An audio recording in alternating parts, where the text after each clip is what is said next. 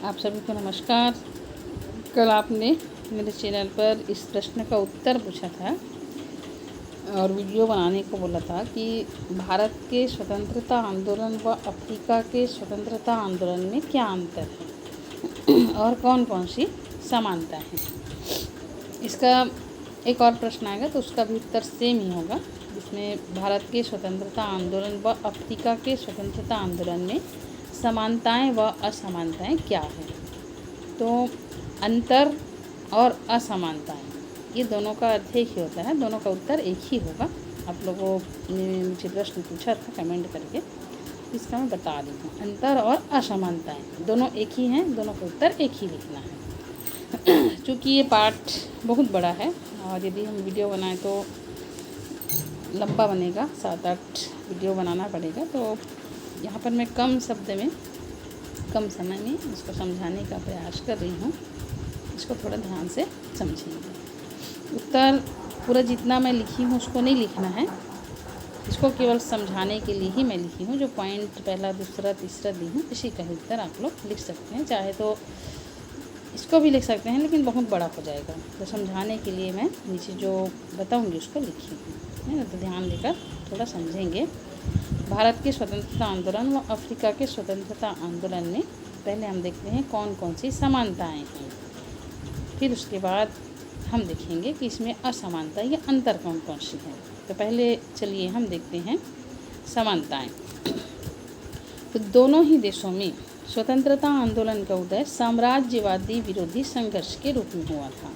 यानी दोनों ही देश में जो स्वतंत्रता आंदोलन हुआ था, तो उस समय जो साम्राज्यवादी देश थे, इनके विरोध में के फलस्वरूप ही यहाँ पर संघर्ष आंदोलन हुआ था। भारत में जैसा कि आप सबको मालूम है कि भारत ब्रिटिश का गुलाम था, इंग्लैंड का गुलाम था, और यहाँ पर जितने भी आंदोलन हुए वो ब्रिटिश साम्राज्यवाद के विरोध में आंदोलन हुए हैं। तो अफ्रीका में क्या अंतर है?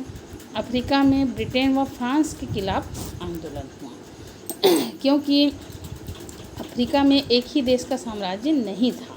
यदि इस जो पाठ है उसको शुरू से ही हम पढ़ते तो हर देश का देखते कि कौन देश किस प्रकार से गुलाम हुआ, किसका किसका गुलाम हुआ। क्योंकि लॉकडाउन में क्या क्लास भी नहीं हुआ है और हम लोगों ने जो वीडियो बनाया है सीमित समय बनाए हैं, तो पूरा विस्तार से हम नहीं बना पाए हैं। इसी पाठ का ही मैं नहीं बना पाई थी, तो इसको इस प्रश्न का उत्तर इसमें समझा रही हूँ। इसमें भारत में ब्रिटिश साम्राज्यवाद के विरोध में आंदोलन हुआ था, और अफ्रीका क्या है, चूँकि एक ही देश का वहाँ पर साम्राज्य नहीं था, अफ्रीका एक देश का गुलाम नहीं था। अफ्रीका क्या है, एक बटा हुआ देश था। तो अफ्रीका के जैसे कुछ स्थान पर ब्रिटेन का अधिकार था, नाइजीरिया वगैरह ये सब समुद्री तट थे, तो यहाँ पर ब्रिटेन का अधिकार था।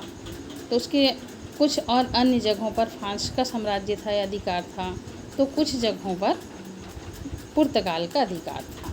यानी भारत में क्या है, केवल हम लोग अंग्रेज़ों के गुलाम थे एक लाइन में। और जो अफ्रीका में है वहाँ पर अफ्रीका अनेक देशों का गुलाम था, जिसमें फ्रांस, ब्रिटेन, पुर्तगाल आदि देश का ये गुलाम थे, उसका साम्राज्य था। ये पहला अंतर हो गया, ये पहला समानता हो गया। उसके बाद दूसरा है, दोनों देशों में जो स्वतंत्रता आंदोलन हुआ उसमें जनता ने अपने बलबूते पर ही विदेशी साम्राज्यवादी शक्तियों का विरोध किया। इन्हें अफ्रीका में और भारत में जो भी स्वतंत्रता आंदोलन हुआ, इसको जनता ने अपने बलबूते पर किया, अपने दम पर किया। इनको कोई बाहर से सहायता नहीं मिला, दूसरे देशों से इन्होंने सहयोग नहीं लिया। भारत की जनता ने और अफ्रीका की जनता ने जितने भी स्वतंत्रता आंदोलन हुए, और जो विदेशी ताकत थी, जैसे भारत में हम देखते हैं कि इंग्लैंड थी, अंग्रेज़ थे, और अफ्रीका में फ्रांस है, पुर्तगाल है, इंग्लैंड है, तो इनको अपने देश से खदेड़ने के लिए जितने भी स्वतंत्रता आंदोलन हुए उसमें जनता ने बढ़ चढ़कर हिस्सा लिया, और इनके सहयोग से ही ये आंदोलन सफल भी हुआ। जैसे अफ्रीका में क्या है, नाइजीरिया है, घाना है, दक्षिण अफ्रीका है, रोडेशिया जिसको वर्तमान में जिम्बाब्वे बोला जाता है, और मोजाम्बिक जो पुर्तगाल का उपनिवेश था। यहाँ पर भी जो आंदोलन हुआ इसमें जनता ने बढ़ चढ़ कर हिस्सा लिया। जनता के सहयोग से ही यहाँ पर आंदोलन हुआ। तो ये दूसरी समानता है। पहली समानता क्या है? दोनों ही देशों में, चाहे अफ्रीका हो या भारत, जो भी स्वतंत्रता आंदोलन हुआ साम्राज्यवादी विरोधी संघर्ष के रूप में हुआ। दूसरी समानता है कि दोनों देशों में जो भी स्वतंत्रता आंदोलन हुआ इसमें जनता का सहयोग मिला, जनता ने बढ़ चढ़ कर हिस्सा लिया। बाहरी कोई भी देशों से इन्होंने सहयोग नहीं लिया। ये दूसरी समानता हो गई। तीसरी समानता क्या है? दोनों ही देशों में जितने भी स्वतंत्रता आंदोलन हुए इसके मूल में जो कारण था वो कारण आर्थिक ही था। वैसे नियम से देखा जाए तो जो भी आंदोलन होता है उसके मूल में आर्थिक कारण ही होता है। तो इसमें मूल कारण जो है ये आर्थिक कारण था, लेकिन इसके साथ ही साथ और कुछ कारण थे। जैसे जो औपनिवेशिक देश थे, यानी जिन देशों ने भारत और अफ्रीका को गुलाम बनाकर रखा हुआ था, जैसे भारत में अंग्रेज़ों ने, ब्रिटिश सरकार ने, और अफ्रीका में अंग्रेज़, फ्रांस और पुर्तगालियों ने। तो ये क्या करते थे? इन देशों जिनको ये गुलाम बना कर के रखे थे, इन देशों का ये तरह तरह से शोषण करते थे। भारत में जैसे हम देखते हैं कि अंग्रेज़ी सरकार के द्वारा भारतीयों का आर्थिक शोषण किया गया, भारतीयों के साथ तरह तरह के अत्याचार हुए। आप लोगों ने 9वीं में पढ़ा होगा कि भारतीय स्वतंत्रता आंदोलन किस तरह से हुआ है। तो ये तरह तरह की क्या है, भारतीयों के साथ अमानवीय व्यवहार किया जाता था, दास प्रथा थी, भारतीयों को बेचा जाता था, किसानों से अधिक ऋण लिया जाता था, इनका फसल पककर तैयार नहीं होता था, इनका फसल कर के रूप में लेने के लिए अंग्रेज़ तैयार थे। भारतीयों के साथ दोगला व्यवहार किया जाता था। एक रेस्टोरेंट में से भारतीयों को जाने की अनुमति नहीं थी, भारतीयों को काला कुत्ता कहकर बोला जाता था। ये सब हम पढ़े हैं। तो इस तरह से क्या है, भारतीयों के साथ अत्याचार था, और इसी अत्याचार के कारण भारतीय लोग ब्रिटिश सरकार से नाराज़ थे और आंदोलन में कूद पड़े थे। अफ्रीका में भी ऐसा ही था। अफ्रीका में भी क्या है, मुख्य रूप से यही कारण था। भले ही अफ्रीका क्या है, अलग अलग देशों का गुलाम था, फ्रांस, ब्रिटेन, पुर्तगाल इनका गुलाम था, लेकिन ये सभी देश अफ्रीका का क्या कर रहे थे? शोषण ही कर रहे थे, आर्थिक शोषण। जिसके क्षेत्र में जो भी देश आता था उसका वो आर्थिक शोषण करते थे, वहाँ पर रहने वाले लोगों के साथ अत्याचार करते थे, उनका हर प्रकार से शोषण करते थे। चाहे नाइजीरिया क्षेत्र हो जहाँ पर फ्रांस का शासन था, चाहे घाना या दक्षिण अफ्रीका हो जहाँ पर ब्रिटेन का शासन था, या कोई भी अन्य क्षेत्र जहाँ और किसी भी देश का शासन रहे, सभी क्षेत्रों में कुल मिलाकर के इन देशों के नागरिकों का शोषण ही होता था। तो ये 3 समानता थी जिसके कारण भारत और ये अफ्रीका में, इसको आप लिखने के टाइम देख लेंगे, मैं इसको समझा दी हूँ, थोड़ा भले आगे पीछे इसमें हो जा रहा है। तो ये 3 समानता थी। आशा है आप लोग को समझ में आ गया होगा। जैसे इसमें पहली समानता हम पढ़े, भारत के स्वतंत्रता आंदोलन में साम्राज्यवादी विरोधी संघर्ष के रूप में उदय, और अफ्रीका का भी स्वतंत्रता आंदोलन जो वो साम्राज्यवादी विरोधी संघर्ष के कारण ही हुआ है। फिर दोनों ही देशों की स्वतंत्रता आंदोलन में जनता ने बढ़ चढ़ कर हिस्सा लिया, कैसे लिया इसको समझा दी। और तीसरा है, दोनों ही देशों में स्वतंत्रता आंदोलन के उदय में जो मूल कारण था आर्थिक शोषण था, और औपनिवेशिक देशों के द्वारा जो अत्याचार और शोषण किया जाता था ये था। तो ये तो हो गई 3 समानता। इसके बाद भारत में स्वतंत्रता आंदोलन और अफ्रीका के स्वतंत्रता आंदोलन में कौन कौन सी असमानताएं थी या अंतर थी। किसी ने आप पूछे हो कि इसमें अंतर दिया है, इसमें असमानताएं दी, तो आप प्रश्न को थोड़ा पहले समझा कीजिए। असमानता अंतर एक ही है, दोनों का उत्तर एक ही होगा। तो चलिए हम देखते हैं कि कौन कौन सी असमानताएं थी। सबसे पहली जो असमानता थी, ये असमानता है कि भारत में केवल अंग्रेज़ों का शासन था, यानी पूरे भारत में ब्रिटिश साम्राज्य था, अंग्रेज़ी शासन करते थे, ब्रिटिश साम्राज्य पूरे भारत में फैला हुआ था। लेकिन अफ्रीका में अलग अलग क्षेत्रों में अलग अलग देशों के लोग शासन करते थे। जैसे कुछ जगहों पर ब्रिटिश साम्राज्य था, कुछ जगहों पर फ्रांस का साम्राज्य था, तो कुछ जगहों पर पुर्तगाल का साम्राज्य था। जैसे घाना वाना नाइजीरिया है, यहाँ पर ब्रिटिश सरकार था, तो कोई और अन्य क्षेत्र में फ्रांस का था, तो कोई और अन्य क्षेत्र जिम्बाब्वे भी वर्तमान में उस क्षेत्र में पुर्तगाल का था।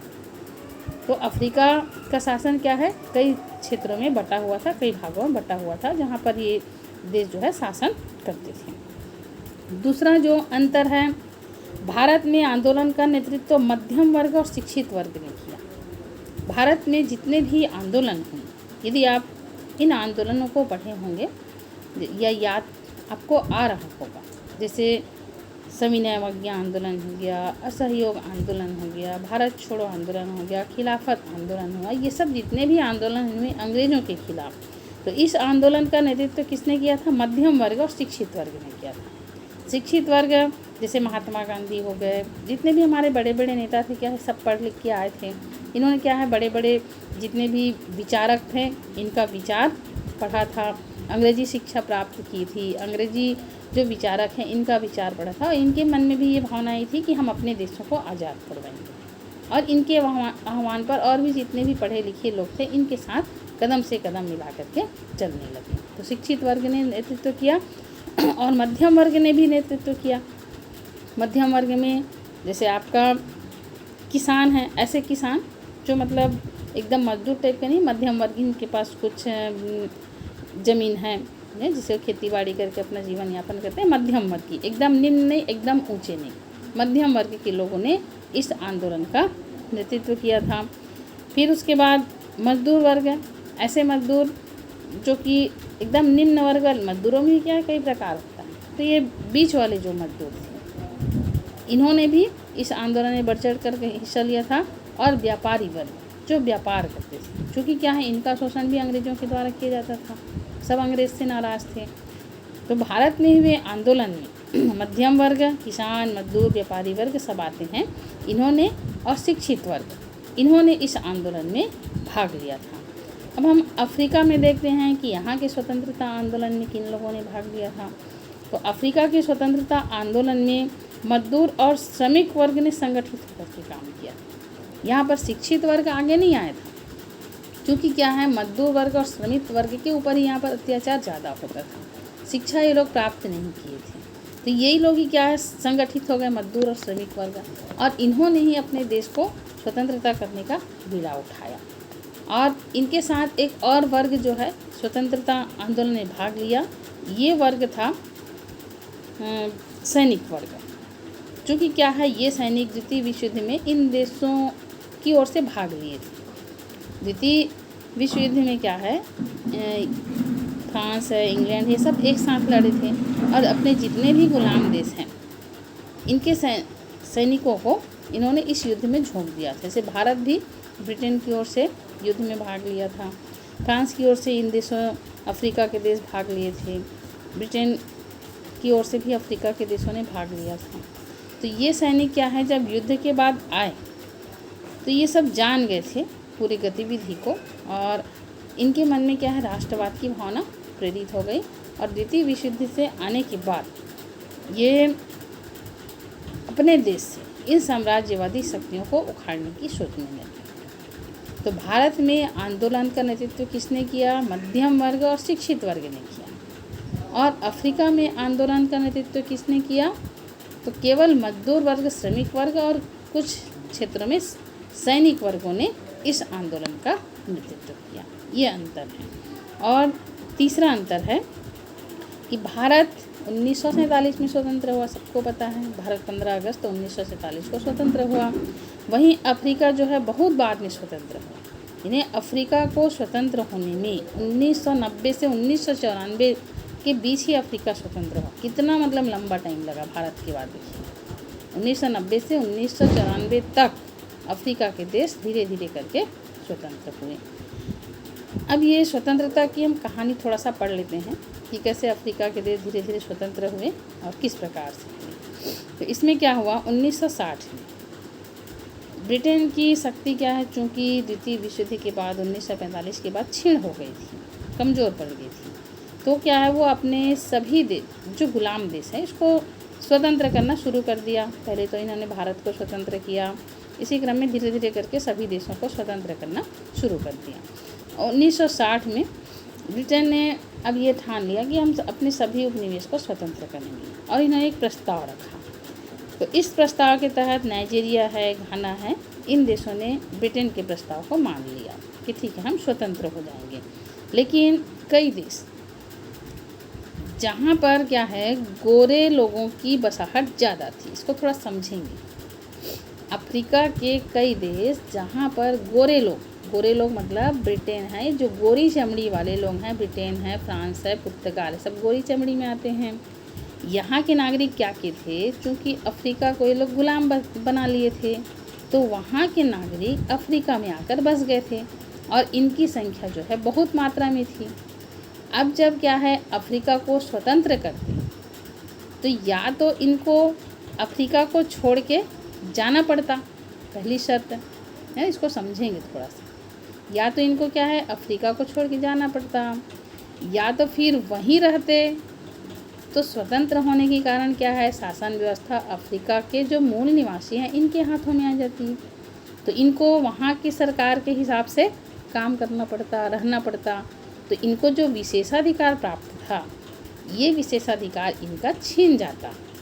इसीलिए क्या है ये गोरे लोग कभी नहीं चाहते थे कि अफ्रीका जो है स्वतंत्र, अफ्रीका का जो क्षेत्र विशेष जहाँ पर गोरे लोग रहते थे उस क्षेत्र को ये नहीं चाहते थे कि ये स्वतंत्र हो। तो ये इसी के कारण क्या है अब इन क्षेत्रों में नस्ली भेदभाव होना शुरू कर दिया है ना। और ब्रिटेन ने भी एक नीति अपनाया, जो गोरे लोग विरोध कर रहे थे कि इस क्षेत्र को स्वतंत्र ना किया जाए, ब्रिटेन भी कुछ नहीं कर पाया। और नस्ली भेदभाव करते हुए ब्रिटेन क्या किया, यहाँ पर गोरे लोगों की सरकार बना दी है। अब क्या है देश किसका है, अफ्रीका के लोगों का है, प्राय वो लोग काले लोग थे। और सरकार किसकी बन गई, गोरे लोगों की बन गई।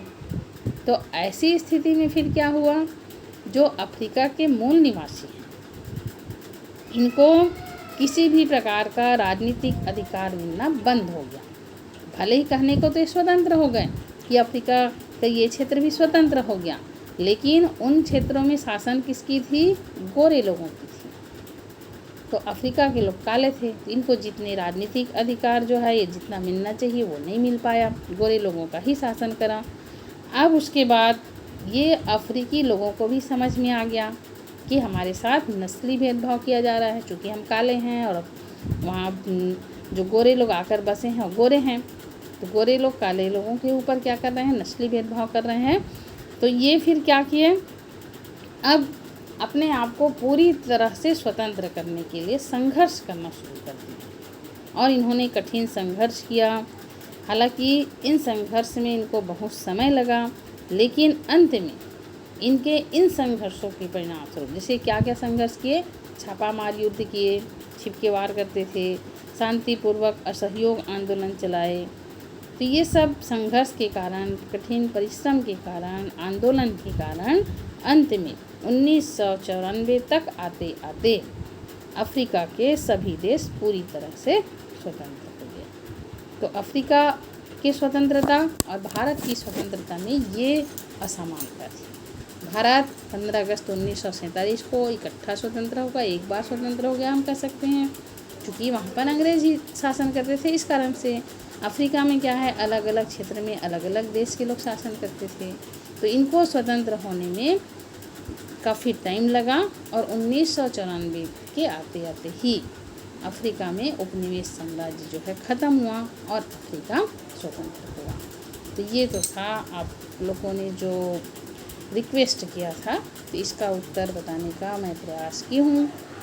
बाकी और यदि कुछ समझ में नहीं आता है आप लोग को तो बिल्कुल बेझिझक पूछेंगे। यदि मैं आप लोग को समझा पाती हूँ तो ये मेरा सौभाग्य होगा, अच्छी बात होगी, मेरा शिक्षक होना सफल हो जाएगा। तो आपको जो भी प्रॉब्लम है, जो भी समस्या है, बेझिझक यदि आपको अच्छा लगता है कि नहीं लगता है, अपना विचार बिल्कुल लिखिएगा, ताकि यदि मेरे में कुछ कमी है तो मैं उसको सुधार कर सकूं। और आप लोगों को अच्छी से अच्छी शिक्षा प्रदान कर सकूं, समझाने का प्रयास कर सकूं। आगे भी मैं ब्लूप्रिंट के हिसाब से 4 नंबर, 3 नंबर, 2 नंबर का प्रश्न बताने का प्रयास करूंगी। आशा है इसमें से प्रश्न आए और आप लोगों का रिजल्ट है अच्छे नंबरों से आप लोग पास हो जाएं। और तब तक के लिए नमस्कार। फिर मिलते हैं हम अगले वीडियो में।